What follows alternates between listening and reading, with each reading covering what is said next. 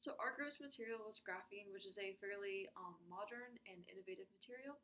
So graphene is a one atom thick layer of carbon atoms that have been structured in a sort of hexagonal lattice in like a honeycomb structure. Although it is the basis of graphite, it's an amazing material on its own that has become more and more widely used. At this point, it is the thinnest material known to man and is 200 times stronger than steel. And graphene's abilities allow it to be integrated into almost any industry as a groundbreaking material. Now, before graphene's discovery, scientists were aware of the existence of a one atom thick, two-dimensional graphene crystal, but were unable to initially extract it from graphite. So they had previously discovered a single-layered carbon structure that had been rolled up into something known as nanotubes and hollow carbon balls, often referred to as buckyballs, which are a type of nanoparticles. Most scientists believe that a single sheet of carbon could not be produced because the material was just too unstable. However, in 2004, graphene was originally isolated by Professor Andre Geim and Professor Kostya Novoselov at the University of Manchester. Now, these two men hosted experiment sessions on Friday nights where they would essentially tinker with experimental science. Now, during one session, they removed flakes from a lump of graphite with sticky tape that appeared a lot thinner than others. Now, separating these graphite flakes continuously, they were able to create aggregates that were only one atom thick, which was the first time graphene had been isolated. Now, the next year, they further delved into research, and they demonstrated that graphene's electrons moved in a relativistic path, which allowed the material to act as both a metal and a semiconductor. At this time, it was observed to be more than 200 times stronger than steel. A thin layer of material could support an elephant, and it was also stretchy and transparent, and it made a slightly better electrical conductor than copper. In 2010, they were both awarded the Nobel Prize in Physics. So, graphene has the potential to replace multiple materials such as silicon, plastic, and glass. It can also be used to replace indium, which is used in touchscreens like this one seen here. Graphene can be used instead of indium in touchscreens because it is lighter and stronger than indium is, and indium is also very rare, so graphene is more accessible. Graphene can also be used to replace silicon chips that are used in electronics because graphene has high electrical conductivity, which makes it an effective medium for electronics. The current research for graphene falls under three main categories. The first being discovering applications in the first place. There are currently a few applications such as reinforced materials under carbon fiber, rubber, and PVC, but the current research is to try and find other new and creative uses for it. The next is improving our current applications. Due to the cost of implementing graphene into these applications is extremely expensive, so they're trying to reduce the cost of these materials become more widespread. And then finally is reducing the cost of production. The current price for graphene is $230 a gram, which compared to carbon fiber at 2 cents a gram and copper at 8/10 of a cent per gram makes it much less cost effective than other materials. So, in relation to those disciplines that Gael just mentioned, graphene has a large number of properties that make it applicable in almost any area. So, within the sector of aerospace, graphene has a high heat dissipation capacity, which allows for the production of smaller and more advanced electronics and microelectronics. And it's both a lightweight, strong, and flexible material, which is great for working with aeronautics, especially in areas of low gravity. So graphene also has high electrical conductivity, which means it can be used to create de-icing systems integrated within wings, which helps avoid accumulation of ice at high altitudes. It can deal with lightning because of its high conductivity, and batteries can be heated up and recharged in record time. In addition, they are also looking towards solar sails, and graphene's mechanical strength and lightness allows for sails to only be a few pounds and safely deployed while still retaining integrity.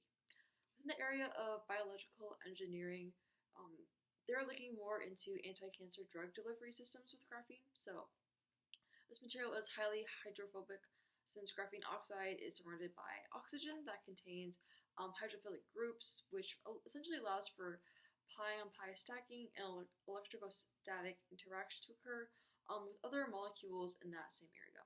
So this then allows for physical and chemical binding of drugs to the surface of graphene, which allows for drug delivery options, including antibiotics, peptides, antibodies, genes, and anti-cancer drugs. In addition, the composite supermolecular hydrogels incorporate CPT and DXR, which essentially release anti-cancer drugs at a slower rate due to the binding affinity of hydrophobic drugs. It is also being used within optical electronics, as it has the optimal properties of low electrical resistivity, high electromigration resistance, high thermal conductivity, high mechanical strength, and it is optically transparent in a wide spectrum of wavelength and diffusion barriers. As for the advantages and disadvantages of graphene, it has many advantages over other materials. For one, it is incredibly strong. It stands at 300 times stronger than steel per the same size of material. It is also extremely conductive both thermally and electrically. Graphene is a 100 times more efficient electrical conductor than silicon, which is currently the highest in use conductor today. And graphene is 5.8 times more thermally conductive than copper, which is considered one of the best thermal conductors available. It also has an extremely small footprint compared to these materials due to the fact that it is a 2D material, which means it is only one atom thick. This gives it an extremely low form factor compared to these other materials, which have to be thousands, if not millions, of atoms thick. And graphene only has one major disadvantage, and it is the fact that it is still an experimental product, and we can only use it to strengthen other materials and not by itself as a product. It does see minor use, but nothing on the large scale as of yet. So there are many alternatives to graphene, such as biphenylene, which is another carbon material that is also two-dimensional, much like graphene. It has metallic properties and can be used as conducting wires in future carbon-based electronic devices. Another alternative to graphene is phosphorine, which is a single layer of black phosphorus atoms that is a semiconductor, whereas graphene is not a natural semiconductor, so this could be useful and potentially more efficient than graphene as a semiconductor. Graphene and its uses within the engineering disciplines. Now, graphene has already began to be implemented in several areas like armor, quadcopters, and so on. Now, currently, many of the groundbreaking ideas that are seen on the internet are still in experimental phases of development. However, with the current technology we have, we are still able to render and design graphene technology that we can add on to and expand in the future. One major field is the medical industry. As explained earlier, the structure is set up in like a 2D plane and is potentially biocompatible in the right conditions. So its uses within the medical industry are almost limitless. Now, some mock models include anti-cancer therapy, biological sensory devices, tissue regeneration.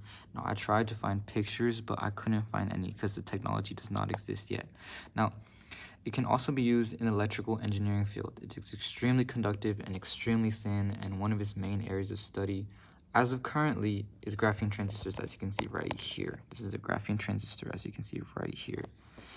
Now, the point I'm trying to make is graphene is able to be used within virtually every engineering discipline. It has many unique properties that we will get to shortly. So another interesting thing they're starting to develop with graphene is this thing called graphene drums, which is a sort of a type of membrane. So scientists have invented ultra-thin carbon sheets known as graphene drums that can essentially sense vibrations created by the nanoscale movements of singular bacterium, which has allowed them to advance overall understanding of mechan-biology. So the sheets are extremely sensitive to outside forces, meaning that an interaction between a bacterium and the surface of said drum will create nano oscillations that can be detected through laser light.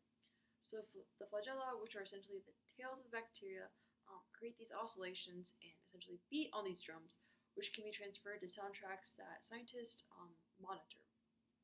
Now, this research can be applied to areas such as antibiotic resistance, where they're able to pick up on bacteria bubbles.